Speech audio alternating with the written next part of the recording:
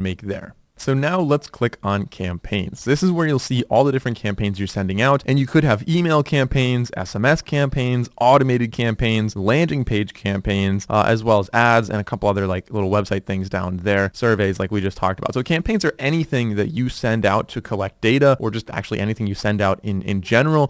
And so these will all be listed up here. You can manage them, you can delete them, you can view reports for them. Everything you do on MailChimp is basically called a campaign, and you can find all of that up here. So let's go now, and I think it's time we make our first campaign. So let's click on create, and the first thing, probably the most basic one I think we should make, is just a general email. So let's click on email, and we can make a regular email, a plain text email, which I don't really want to do. We can make from a template. We can design our own template as well, and we can make an A/B test. So I'm going to go to regular just to show you guys what we'll be doing here. The internal email name, let's just call this email 1. Actually, let's call this welcome email 1. We'll say begin. Okay, so MailChimp really lays it all out for you what you're doing here. So who it's going to, who is it from, what's the subject, the send time, when they're going to send it, and what is the content of the email. So starting off with edit recipients, this is where we could say we could send it to everyone in the audience. We could totally do that. That's what I'm going to do right now because it is so pretty straightforward. We could have a new segment as well. So if you only want to send to a certain group, we could add a filter, and we could say this is where we'd filter by tags. This is where I think tags are so popular or so powerful. Even if you don't have multiple audiences, you could have one audience, have a lot of different tags, and you could say, let's only send it to people who have a contact that's tagged, and the tag could be repeat customer. Let's say they have to be a repeat customer, and then that's who this is actually going to, people who have actually bought from us before. So new segment, we are going to review this segment. It says there's one person in our contact list that would do that. Let's apply that segment, and it's going to get sent only to the people who we labeled as repeat customers, or who are automatically labeled as repeat customers using an automation. We can also choose who to exclude if there's any tags that we'd want to exclude from there. So if you want to send it to repeat customers, but don't send it to people who have not purchased within the last year, then you could do that. And again, really hyper target a specific group with these email campaigns. I can't stress that enough, how powerful that really is. And I think everyone out there is going to have a different use case for this. We can also personalize that.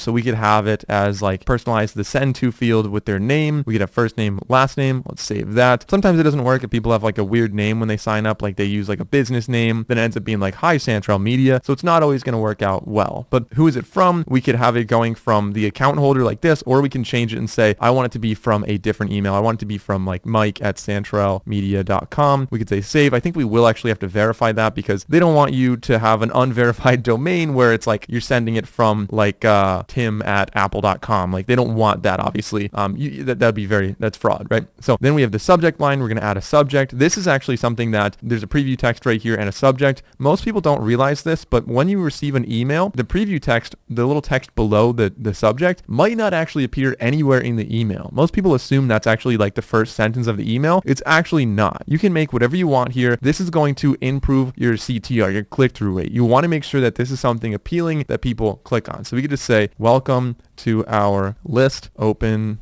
for a surprise. Let's just say something like that. And we'll say save. And so that's going to be the subject, again, like the subject, and then below that, the preview text that's going to show up on Gmail or whatever email management they use. Then the send time, we can add a send time and say send it now.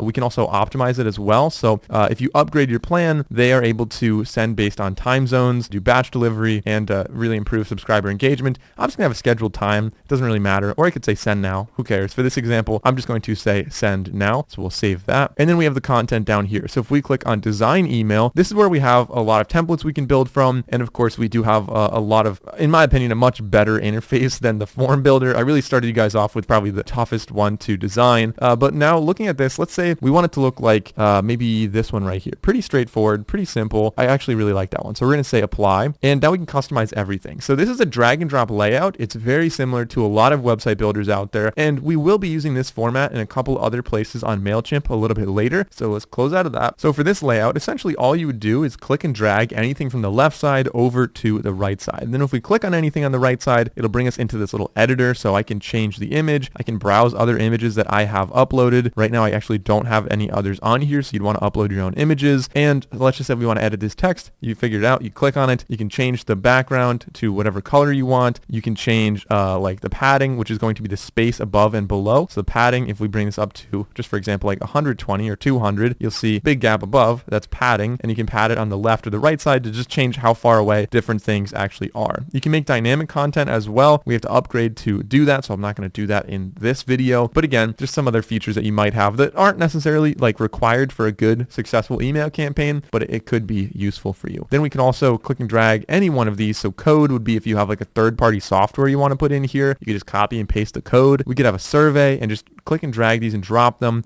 wherever the little blue bar appears. So let's say I want that, maybe it's a teal bar, right?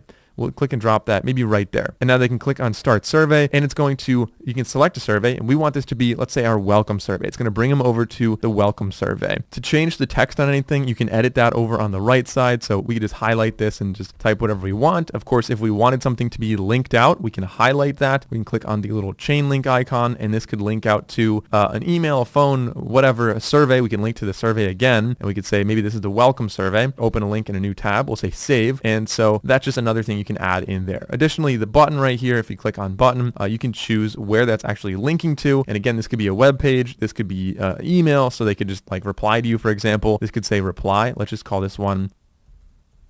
And then if we click on the button, we could say reply to Mike. And I think you kind of are getting the idea of what we can do here. You can also add some really advanced stuff, some apps and products as well. So if you wanted to showcase a product that you have maybe on Shopify, you can click and drag that over here, and then you just connect your store and you'll just sign into Shopify, for example. It's really easy to connect that. I don't want to go on too much of a tangent right here, but you can see right there, you can go to like X or WooCommerce or Squarespace, or like I said, Shopify down here. You just click on that. You'll end up signing into your Shopify account here, and everything should port over very easily. All of your products will be able to just be added into the email campaign like I just showed you. But let's go back to where we were. So let's click on back again, and that'll bring us over to this. Now, if we don't like something, let's just click on this and you'll see the trash can on the right side. We can go and delete that. If we want two of something, if we want more of it, we can duplicate that block, and then that might make it easier if you like the layout of something. Maybe like this is like a great layout. I really like the placement of this button. I could duplicate that and I could put that somewhere else on this. So let's save and exit. And now let's double check everything. It looks like we got the check marks. Everything's all there. We have the link if we wanted to. And then down here, settings and tracking, you're not using Inbox to manage emails, to manage replies. That's totally fine because it's being sent to a different email like I showed you earlier. You are tracking opens. You are tracking clicks. You're not tracking plain text clicks. That's fine, which would just be like that embedded link that I showed you. And you're not tracking e-commerce link activity because we don't have a store attached to this at the moment. So this looks good. Of course, you could track e-commerce activity if you embed a little pixel in your Shopify store. But again, that's another video in the future. So let's say send. It's going to be sent to one subscriber. So just kind of confirming that's everyone that we had in that list that was tagged with repeat customer. Send now.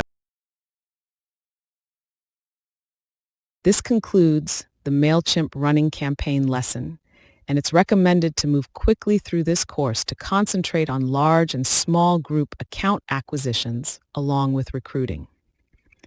This lesson is designed to help agents become familiar in setting up their MailChimp account, so be sure to revisit it when you're ready to launch your campaigns. In addition, agents will have access to high-conversion email templates that are essential for their success, even if agents are contemplating running campaigns for their agencies using our marketing concepts. It is highly advisable to download a few of our templates to your MailChimp account to fully understand all the key elements needed for compliance adherence, high open rates, impressive click-through rates, and ultimately outstanding conversions to client ratio. Professional level members will also have an additional advantage in their collaboration toolbox to significantly enhance engagement and stand out among all competitors. This concludes this lesson. Please click complete and I will see you on the next lesson.